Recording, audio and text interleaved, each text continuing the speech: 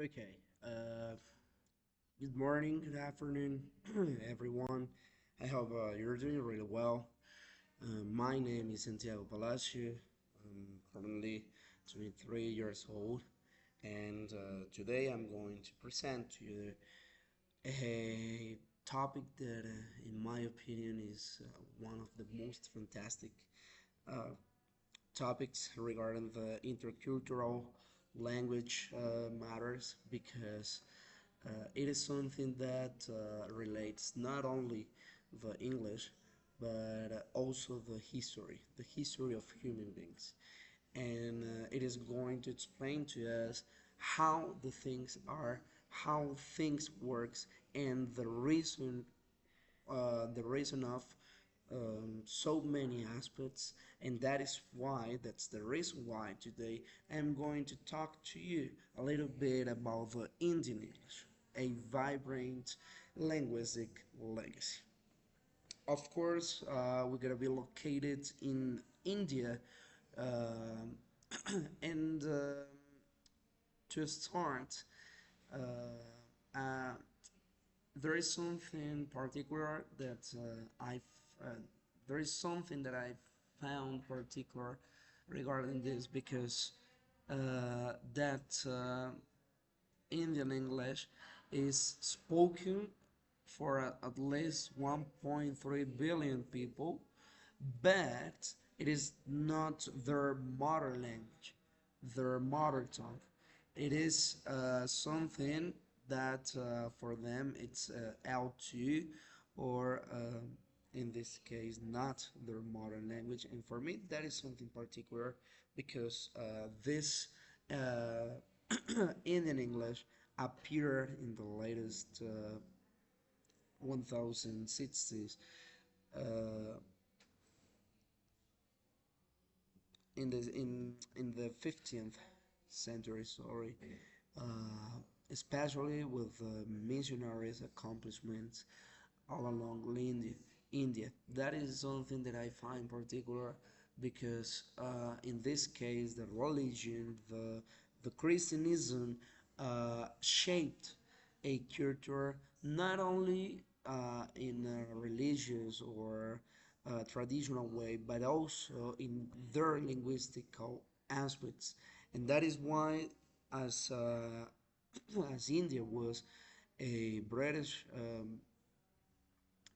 colony, uh, they got that language thanks to the missionaries' um, accomplishments, and that is something that happened here also.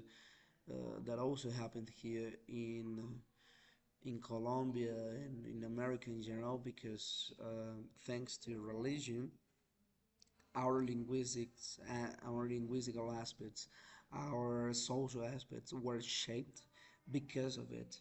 Thanks or because of it. I don't know, but in this sense, I find that something very particular because it gives to us like a way to explain that language is not only just speaking, but also it's a matter for us to shape our culture, to shape our world. And of course, I mean, just talking about some more history about the Indian English.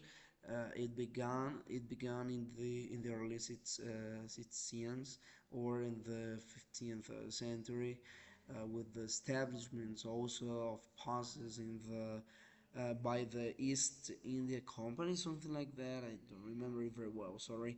So, of course, it wasn't just a matter of religion, but also a matter of politics, because Indian English or Hindi became something stated for the governmental processes, also for the administration, and also for the highest social classes. I mean, it was something that not only took the religion matters, but also the political matters. And in that case, Just speaking technically with it, we can just see and analyze the catchphrase orders are a circle according to this this theory that there exists like a normal developing because of the institutional establishment of English, in this case the Indian English, as well as the more super central um, variety that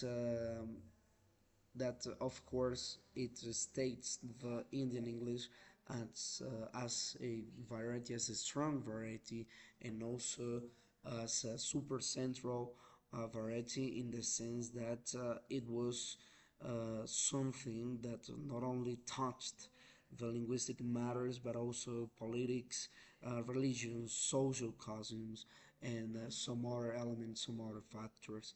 That is why, because of that development, we can see the rusticity of the Indian language and the sorry, the Indian English, in the sense that the R is pronounced in all of their positions, and this is something particular because remember the British accent, and especially the one that they've got and they learned from, it is not an element that appears on it. So it is something totally different, and of course, it is something really cool and really interesting because we can see that uh, they just mixed like their mother tongues and varieties, and thanks to that they shaped like a new way, in this case a new variety of English.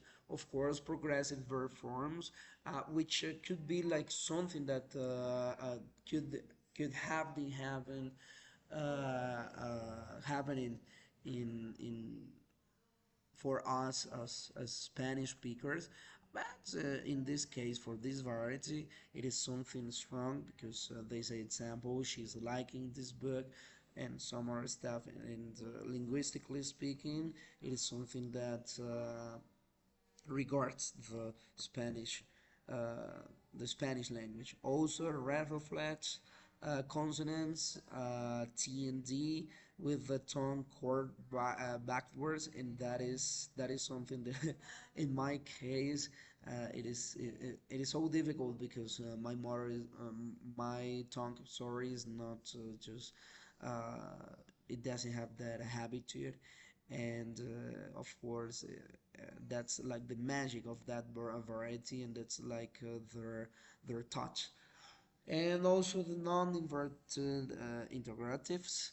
Example, we normally say where are you going, but they invert just to put that into a normal structure. So where you are going, okay, which grammarly speaking, grammatically speaking, sorry, it is not something correct, but they've got that from the Indian variety.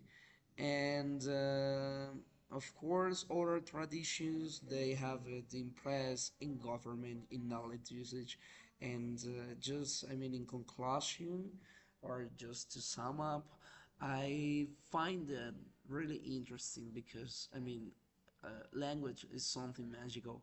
Language is something that could tell us not only how do we feel, but also how do we think, but also how do we, or the reason why we do a lot of things.